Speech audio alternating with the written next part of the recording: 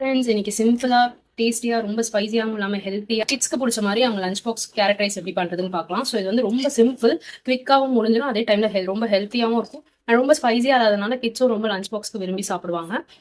So இது எப்படி பண்றதுன்னு பார்க்கலாம் வாங்க. இந்த ஒரு மீடியம் சைஸ் வெங்காயம் நல்லா பிடிச்ச கட் பண்ணி வச்சிருக்கேன். 2 பச்சை மிளகாய் காரத்துக்கு ஏற்ற மாதிரி பண்ணி வச்சிருக்கேன்.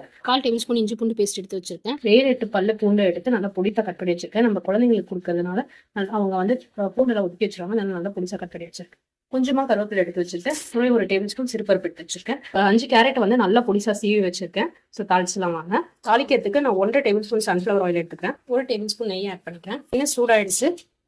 1 டேபிள் ஸ்பூன் கடுகு ஆட் பண்ணிக்கிறேன். 1 ஸ்பூன் சிறுபருப்பு எடுத்து வச்சிருந்தாலும் அதே ஆட் பண்ணிக்கலாம். எடுத்து வச்சுக்க வெங்காயம், பூண்டு, இஞ்சி பூண்டு பேஸ்ட், பச்சை மிளகாய், கருவேப்பிலை ஆட் பண்ணிக்கலாம். நல்லா வதக்கிட்டுக்கோங்க. ஜஸ்ட் ஒரு 3 மினிட்ஸ் கோல்டன் ப்ரௌன் கலர் வரைக்கும் வதக்கிட்டா போதும். பாருங்க, வெங்காயம் நல்லா வதங்கி வந்துருச்சு. நம்ம சிறுபருப்புலாம் போட்டுக்கோ, எல்லாமே நல்லா குக் ஆகி வந்துருச்சு. இப்போ நம்ம சீவி வச்சுட்டு கேரட் ஆட் பண்ணிக்கலாம். கேரட் ஆட் பண்ணிக்கிறேன். 1/4 டேபிள் ஸ்பூன் மஞ்சள் ஆட் பண்ணிக்கிறேன். 1/2 டேபிள் ஸ்பூன் சால்ட் ஆட் பண்ணிக்கலாம். இதை நல்லா கலந்து விட்டுக்கலாம்.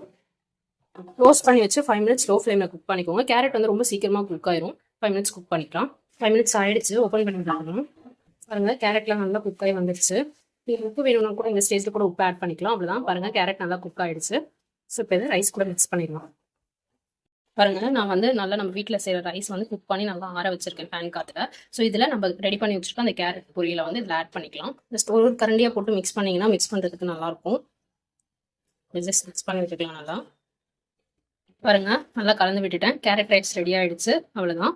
இதை வந்து நீங்கள் கிட்ஸ்க்கு லஞ்ச் பாக்ஸ் பேக் பண்ணால் அவங்க ரொம்ப விரும்பி சாப்பிடுவாங்க. ரொம்ப ஸ்பைசியாகவும் இருக்காது.